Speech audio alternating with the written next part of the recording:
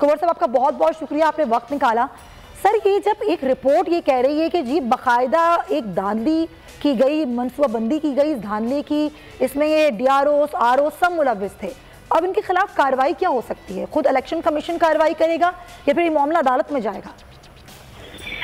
जी, आपने असूली तौर पर बहुत खूबसूरत अंदाज से इसका इंट्रोडक्शन पेश कर दिया।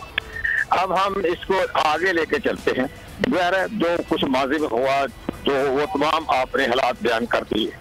अब हमारी तरफ से ये कमेंट्स हो सकते हैं कि इलेक्शन कमीशन ऑफ पाकिस्तान इनके खिलाफ कार्रवाई करने के पास पहला तो ऑप्शन ये है, पहला ऑप्शन ये हो सकता है कि election commission of Pakistan एस्टा code के तहत और इलेक्शन लॉज के तहत इनके खिलाफ डायरेक्ट एक्शन भी ले सकता है, उनको सस्पेंड भी कर सकता है, डिसमिस भी कर सकता है। ये तमाम इख्तियारात इलेक्शन पाकिस्तान को इलेक्शन लॉज एक्ट जो 2017 का सेक्शन 167 से लेकर 182 में वो सारे मामला तहरीर हैं, लिखे हुए हैं कि इलेक्शन में पाकिस्तान करप्ट प्रैक्टिस के तहत खुद भी एक्शन ले सकता है या फिर अपने सूबाई हुकूमत को या वफाकी हुकूमत को सिफारशात भी कर सकता है। लेकिन यहाँ सिफारशात का मंसर नहीं आएगा। इलेक्शन में पाकिस्तान आज खुद नोटिस देगा और उनको दो तरीके से नोटिस देगा, या तो डायरेक्ट उनको सस्पेंड करेगा या उनके खिलाफ FIR दर्ज करवाने का भी मजाज है। सेशन जज सियालकोट को हुक्म जारी करेंगे कि आप इनके खिलाफ FIR दर्ज करें क्रिमिनल केस के तहत, नॉट सिविल। उनका मुकदमा दर्ज करने के इख्तियारात इलेक्शन कमीशन पाकिस्तान के पास है। लेकिन यहाँ पर एक सवाल उठता है कुंवर दिलशाद साहब कि अगर ये मामला यहाँ सूबाई हुकूमत को भेजा जाता है और ये कहा जाता है कि यहाँ पर मुकदमात दर्ज हों, लेकिन अगर वही लोग मुलव्विस हैं तो वो शफाफियत कैसे बरकरार रहेगी उसकी? नहीं जी, उन्होंने सूबाई हुकूमत को थोड़ा कहना है कि आप करें, इन्होंने डायरेक्ट ऑर्डर जारी कर, डायरेक्ट ऑर्डर जारी करना, हाँ डायरेक्ट जारी करेंगे उनको इलेक्शन कमीशन पाकिस्तान जो है और डिस्ट्रिक्ट सेशन जज को डायरेक्ट ऑर्डर जारी करेंगे और उसके तहत वो आगे या उसको ऑर्डर जारी कर देंगे या खुद भी उनको सस्पेंड भी कर सकते हैं। उनके पास भी इख्तियारात हैं, सस्पेंड कर सकते हैं। लेकिन इन्होंने सबसे बड़ा अहम कदम अपनी रिट बरकरार रखने के लिए इलेक्शन कमीशन पाकिस्तान वजीर आला पंजाब को तलब करेगा कि आपका डिप्टी सेक्रेटरी वहाँ क्या करने गया था। आपके डिप्टी सेक्रेटरी ने क्या आपसे परमिशन ली थी कि मैं तस्वीर जा रहा हूँ? अगर उसने चीफ मिनिस्टर को एतमाद में नहीं लिया तो फिर इलेक्शन कमीशन पाकिस्तान उसके खिलाफ FIR भी दर्ज करेगा करप्ट प्रैक्टिस के तहत।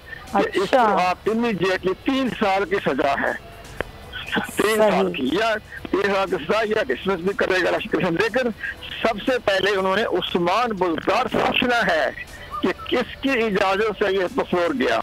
बाकी तो एक्शन लेंगे, वो चीफ सेक्रेटरी के खिलाफ भी लेंगे, IG के खिलाफ भी लेंगे, DIG के खिलाफ भी लेंगे, पुलिस DSP के खिलाफ भी लेंगे, सबके खिलाफ उन्होंने FIR दर्ज करने का केस तैयार कर रखा है, वो चंद रोज में पेश कर देंगे।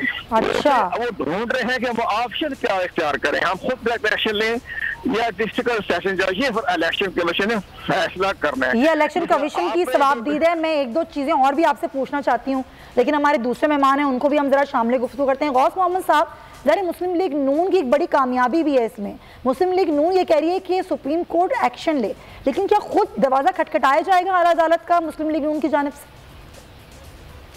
बिस्मिल्लाहिर्रहमानिर्रहीम। आपने देखा कि हमने जिस चीज़ की शिकायत की थी, अल्हम्दुलिल्लाह जो जिसकी आवाज़ उठाई थी वो हर सच साबित हुई है। और जो इन्होंने जो करप्शन को जो खिलाफ नारे लगा के आए थे और शफाफियत का नारा लगा के आए थे, ये खुद एक्सपोज हुए हैं। खासतौर पर पंजाब हुकूमत और हाकिमत दोनों एक्सपोज हुए हैं। और जिस तरह इरशाद साहब कह रहे थे, इदारों को मजबूत होना चाहिए और स्टैंड लेना चाहिए।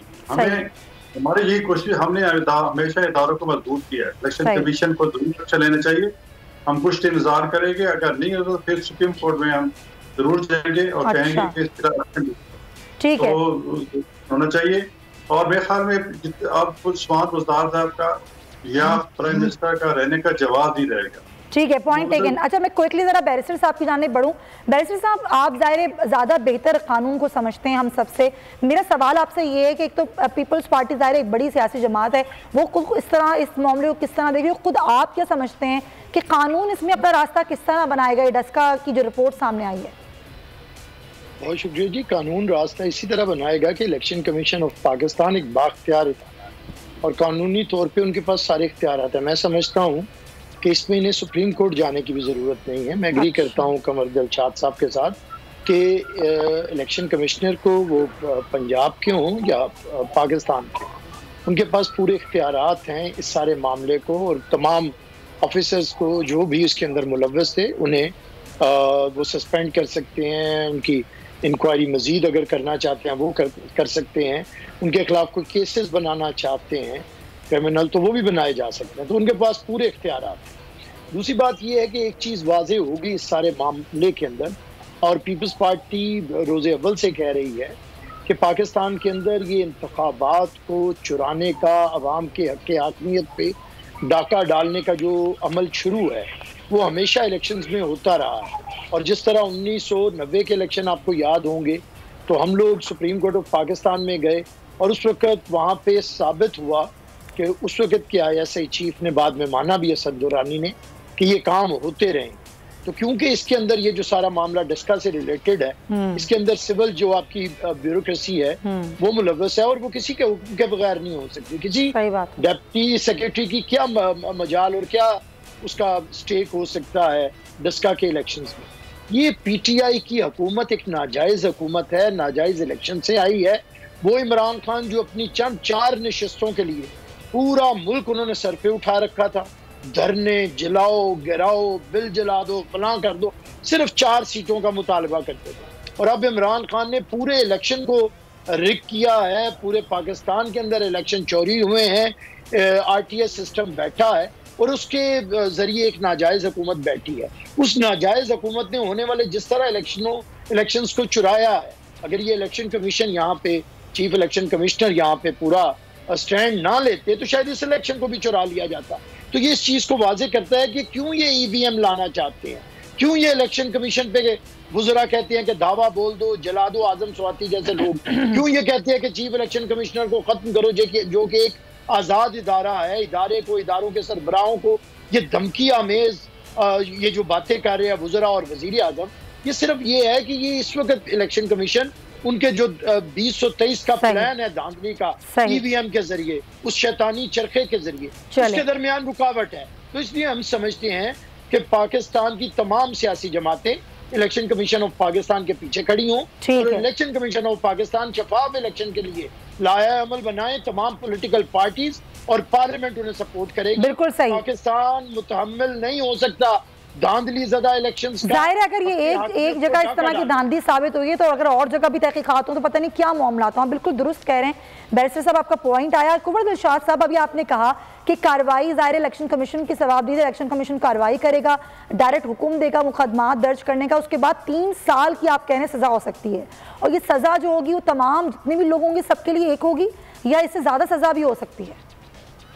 ज़ाहिर है कि इसमें सजा तो जो जैसे हमारे बैरिस्टर आमिर साहब ने बड़ी सही बात कर दी है, तो इसी तरह जो हाँ उन्होंने तसद्दुक जलानी का जिक्र किया और बिल्कुल ठीक फरमाया उन्होंने कि वो 90 का इलेक्शन भी चुराया गया था और इकबाल हैदर मरहूम ने किताब लिखी थी अली असगर के साथ मिलके कि हमें इलेक्शन कैसे चुराएंगे, वो किताब मेरे पास मौजूद है। तो वो इसी तरह का इन्होंने वो किताबें पढ़ के वो डस्का में भी इलेक्शन चुराने की कोशिश की। वो चीफ इलेक्शन होते तो खामोश हो जाते, जब वो तो करंट नहीं होता। तो यहाँ ये है ब्यूरोक्रेट रहे पोस्ट रहे, इन्हों से पता था कि ये प्रिजाइडिंग ऑफिसर क्या हरकतें करते हैं, सूबाई गवर्नमेंट क्या करती है, तो उन्होंने चशमकुश रिपोर्ट पेश कर दी। तो अब ये मामला बहुत सीरियस है और ये मामला बहुत आगे तक जाएगा और जो डिप्टी सेक्रेटरी को तलब करके पूछा जाएगा हम तुम्हें डिसमिस कर रहे हैं तो वो सुल्तानी गवाह बन जाएगा। बिल्कुल सही। जो सुल्तानी गवाह बनेगा तो वो नाम लेगा अपने, उसको क्या तकलीफ थी, उसको किसी ने इशारा किया है किसी बड़ी बासर शख्सियत ने, और बासर शख्सियत कोई भी हो वो उसका नाम लेगा। तो आप ये कह रहे हैं कि वो सुल्तानी गवाह बन जाएगा और ये मामला कोई आसान मामला नहीं होगा। बहुत शुक्रिया साबिक सेक्रेटरी इलेक्शन कमीशन कुंवर दिलशाद साहब हमारे साथ। सब्सक्राइब करें और बेल दबाएं ताकि कोई खबर रह न जाए।